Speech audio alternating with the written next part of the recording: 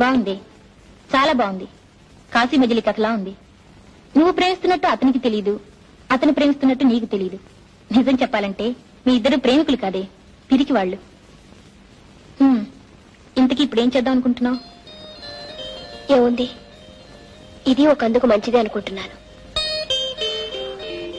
రాముతో మాట్లాడి అతని అభిప్రాయం ఏమిటో తెలుసుకుని ఒప్పుకుంటే పెళ్లి చేసుకుందాం అనుకుంటున్నాను. Excuse me. హలో పద్మగారా, రండి. ఏమిటి ఇలా వచ్చారు? రాము గారి కోసం. ఉన్నారా? వారి గదిలో చూసారా? చూశాను. లేరే? అయితే వెళ్ళిపోయి ఉంటారు.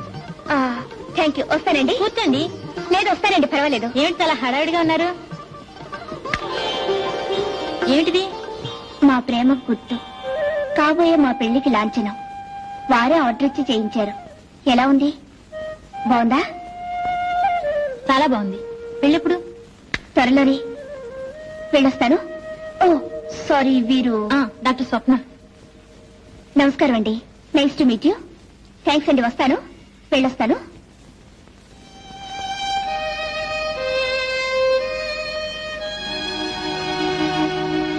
ఏమిటి ఎందుకులా అయిపోయావు?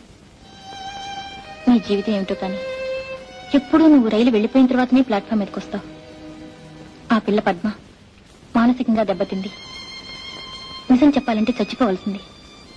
ఆ అమ్మాయిని మనిషిని చేయడానికి రాము ప్రాణం పోశాడు, మనసిచ్చాడు. ఇప్పుడు వాళ్ళిద్దరు పెళ్లి చేసుకోబోతున్నారు.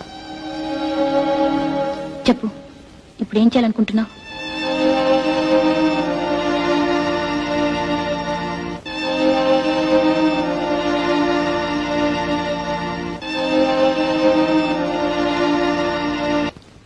అబ్బా, మీకోసం తిరగలేక చచ్చాను. ఈ ఉంగరం చూసారా? మీరు ఆర్డర్ చేసిన డైమండ్ రింగ్ ఎలా ఉంది? చాలా బాగుంది. రండి. పద్మ, నీతో ఒక విషయం అర్జెంట్ గా మాట్లాడాలి. అలాగే.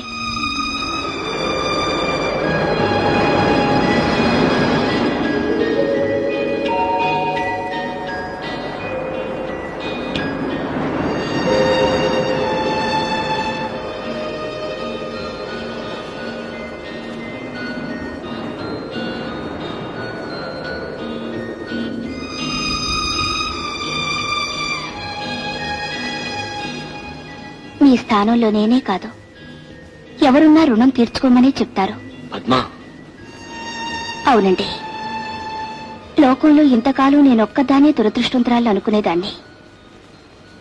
ఇప్పుడు నాకన్నా దురదృష్టవంతరాలు ఇంకొక ఆమె ఉందని తెలుసుకున్నాను. మనస్ఫూర్తిగా చెప్తున్నాను, మీరు ఆమెను పెళ్లి చేసుకోవడమే న్యాయం.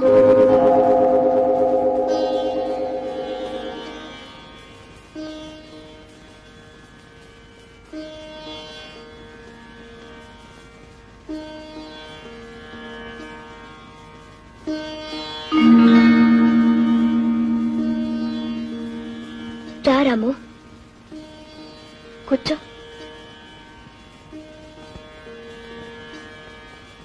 ఎలా ఉన్నావు?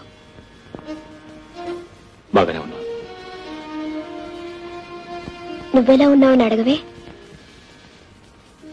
నువ్వెలా ఉన్నావో తెలుసుగా, ఏమని అడగను.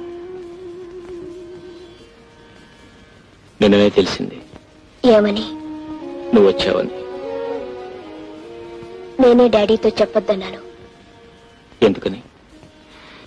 ఇంకా చాలా రోజులుంటానని. నువ్వు చాలా మంచి పని చేశావు. రైలు వెళ్ళిపోయాక ప్లాట్ఫామ్ మీదకి రావడమా? ఆ తర్వాత ఇంకో రైలునే వస్తుందిగా. ఆ వచ్చే రైలు అనుకున్న స్టేషన్కే చేరుతుందని గ్యారెంటీ ఏమిటి? మనసే మార్గం చూపిస్తుంది, చేరాల్సిన చోటుకు చేరుస్తుంది. మనసా? రాము, మనిషికి మనసు ఒకటే చాలదు, ధైర్యం కావాలి. నేను నీకు మనసిచ్చాను, నువ్వు నాకు మనసిచ్చావు. నా మనసే నీది అని చెప్పడానికి నీకు ధైర్యం లేదు, నాకు ధైర్యం చాలలేదు. చూసావా మనమెంత పిరికి వాళ్ళమో? ప్రేమికులు పిరికి వాళ్ళు కాకూడదు రాము, పిరికి వాళ్ళు సుఖపడలేరు. లే స్వప్న, ఇప్పుడు ధైర్యంగా చెప్తున్నాను, నిన్ను పెళ్లి చేసుకోవడానికి నిర్ణయించుకున్నాను. కానీ నేను నా నిర్ణయాన్ని మార్చుకున్నాను. ఏమని? తిరిగి ఆయన దగ్గరికే వెళ్ళిపోదాం. స్వప్న. అవును రాము, జీవితం చాలా చిన్నది, కానీ చాలా విలువైనది. పంతాలు పట్టుదలలతో దాన్ని పాడు చేసుకోవటం నాకిష్టం లేదు. అంటే? ఆలోచిస్తే కొత్తగా ఆయన చేసిన తప్పు మాత్రం ఏముంది? ఎందరో మగవాళ్ళు చేసినట్టే ఆయన చేశారు. పెళ్లి చేసుకుని ఒక పిల్ల గొంతు కోసి డబ్బు కోసం తిరిగి నీ గొంతు కోయడం తప్పు కాదు. భర్త భార్యను వదిలేసినా, భార్య భర్తను వదిలేసినా తిరిగి తిరిగి ఆ భార్య చేరాల్సింది భర్త కాళ్ళ దగ్గరికి. రాము. స్వప్న, నువ్వేనా ఈ మాట అంటున్నది? అవును రాము. ఏ స్వప్న, ఆడది మగవాడికి బానిస కాదు, మగవాడి చేతిలో కీలుబొమ్మ కాదు, మగవాడి కాలి కింద చెప్పు కాదు. ఆడదానికి వ్యక్తిత్వం ఉండాలి, కావాలని నొక్కి నొక్కి చెప్పేదానివి. ఆ రోజులు మర్చిపోయావు. అవి జీవితం తెలియని రోజులు, ఇవి అనుభవం పాఠాలు చెప్తున్న రోజులు. నా ఉపన్యాసం తెగతెంపుడు చేసింది, నా ఆవేశం తాళి విసిరి కొట్టింది, నా ఆదర్శం విడాకులు తెచ్చింది. అన్నీ కలిసి మొగుణ్ణి వదిలేసిన ఆడదిగా కూర్చోబెట్టింది. నలుగురిలోనూ నేను అలా పిలువబడ్డం నాకు ఇష్టం లేదు. అందుకే తిరిగి వెళ్ళిపోవాలని నిర్ణయించుకున్నాను. ఇప్పుడు నీకు పాతకాల పాడడానికి తేడా లేదు స్వప్న. కాలం ఏదైనా ఆడదేగా. అంటే భర్త తిట్టినా కొట్టినా ఇంటి నుంచి బయటికి గెంటేసినా ఆనాటి ఆడదానిలాగానే ఈనాడు పడి ఉండాలంటావా? అలా ఉండకపోతే ఈ సంఘంలో బ్రతకలేదు. అలా బ్రతికే బ్రతుకు ఒక బ్రతికేనా?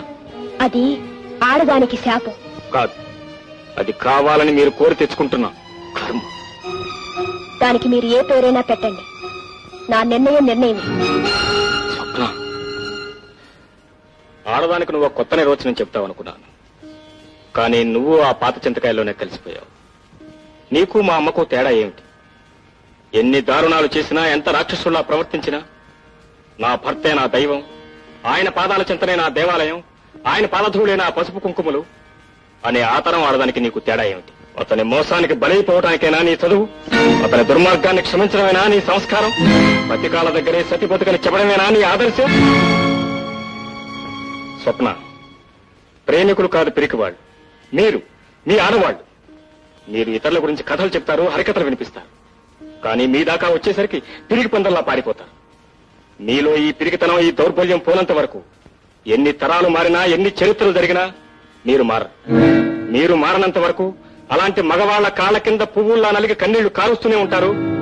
గాజులు తొడిగించుకున్నామన్న పేరు సార్థకం చేసుకుంటూనే ఉంటారు. మిమ్మల్ని ఎవరు ఎవరు ఎవరు మార్చలేరు. నీ కర్మ అంతే.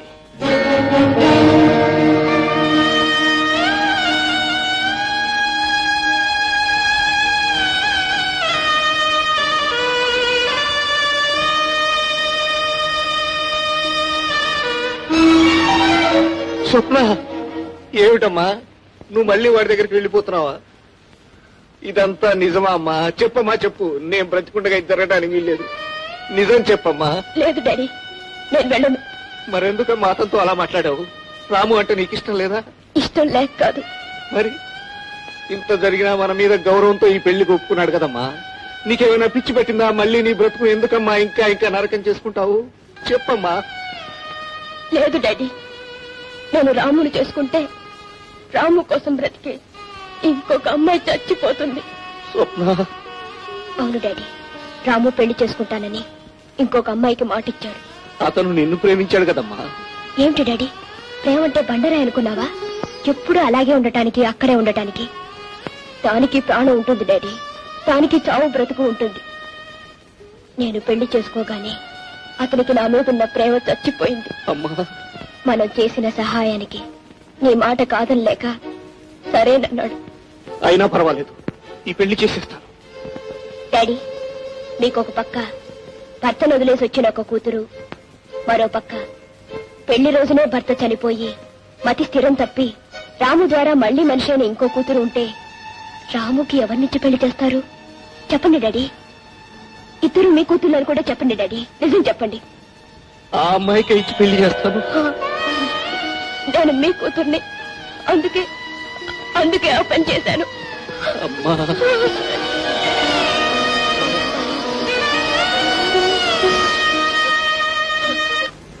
Please subscribe to iDream. Please subscribe for more videos.